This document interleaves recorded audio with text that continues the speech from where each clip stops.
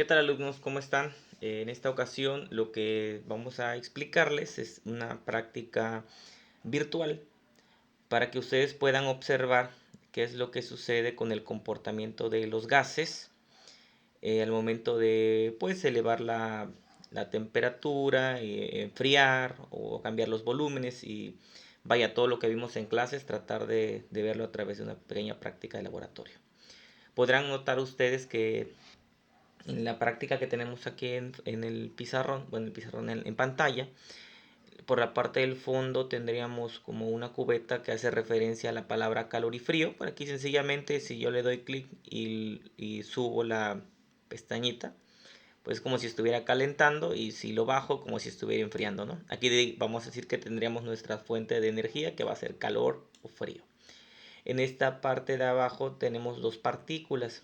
¿A qué partículas se refiere? Pues tenemos partículas pesadas y tenemos partículas ligeras, que son las que voy a ingresar al sistema termodinámico. En la parte de arriba pueden observar ustedes que se marca la temperatura en Kelvin o Celsius. Yo lo voy a dejar en Celsius.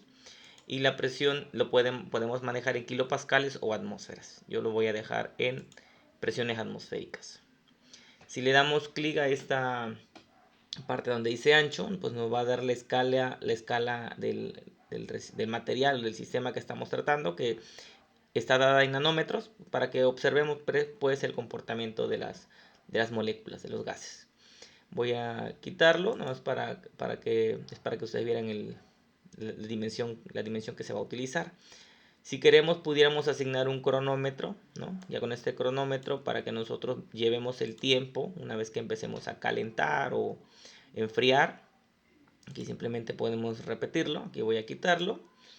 Y también tenemos aquí un contador de colisiones de partículas. Es decir, una vez que ingresan las partículas, comienzan a moverse, chocan y puedo contar cuántas colisiones tienen con la pared. Ok.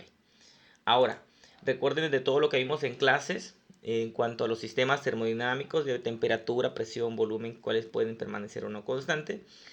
Vamos a primero en la parte de qué queremos mantener constante. Aquí nos lo está diciendo, mantener constante. Voy a seleccionar el volumen. Noten ustedes que al momento de seleccionar el volumen desaparece esta manija. Fíjense aquí, deselecciono volumen y desaparece. Si le pongo nada, ahí está. ¿Por qué? Porque seguramente si está y le doy clic y lo hago hacia afuera o hacia adentro, pues tengo la libertad de cambiar el volumen del sistema, ¿no? Lo voy a dejar a la original donde estaba, donde dice aquí regresar, y lo deja al volumen original. Ok, ahora voy a mantener constante el volumen. Voy a seleccionar una partícula ligera. Y aquí en una partícula ligera voy a agregar una partícula dándole clic al botón. Y observen cómo la partícula se empieza a mover dentro del sistema. Comienza a chocar con las paredes. Y aquí el medidor de presión me está dando, bueno, la presión que resulta por el hecho de que choque en el sistema, ¿no? 10.4 atmósferas. Voy a agregar más moléculas, voy a aventarle unas 50 moléculas o 30. Aquí le damos clic por default.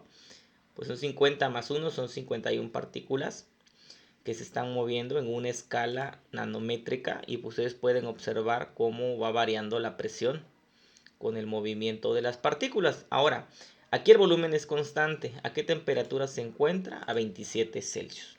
¿Qué es lo que voy a hacer? Bueno, vamos a agregarle energía en forma de calor y vamos a ver qué pasa con la temperatura y la presión. Ojo, estamos manteniendo el volumen constante. Agregamos energía y noten ustedes cómo va subiendo la temperatura y en automático pues va subiendo la presión. ¿Por qué? Porque las partículas están colisionando. Aquí podemos ver con el contador de partículas. Podemos observar la cantidad de colisiones que hay con la pared, y en automático pues va dando la presión que hay dentro del sistema. Está en este momento a 725 Celsius. No sé qué compuesto químico estamos hablando, solamente sabemos que no sabemos qué gas es, pero es una partícula ligera, ¿no? Una partícula ligera. ¿Qué pasaría entonces en el caso contrario que enfriáramos? Observen ustedes que al momento de enfriar va disminuyendo la presión, va disminuyendo la temperatura, pero ¿qué pasaría si tratáramos de llegar lo más posible al cero absoluto, ¿no? Que sería el menos 273.15? Vamos a esperar qué es lo que sucede y vean ustedes cómo baja la presión y disminuye la temperatura. El volumen del recipiente es el mismo. Lo único que está ocurriendo es que las partículas están dejando de moverse hasta tratar de llegar al menos 273.15, que si se logra, si no hasta donde lo marque la simulación.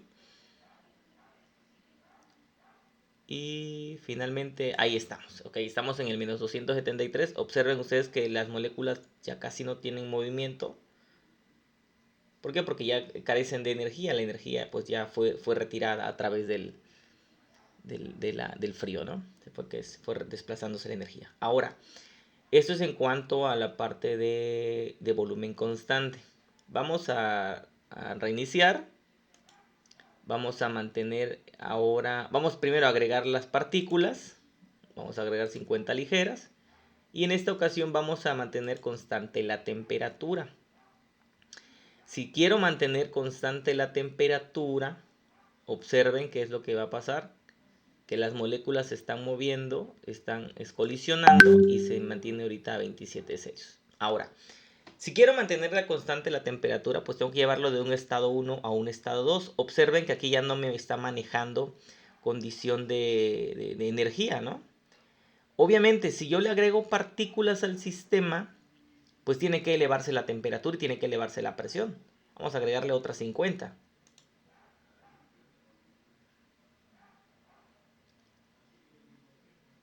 Podemos notar que agregamos más partículas, se está manteniendo constante la temperatura y obviamente la presión se tiene que elevar, ¿no?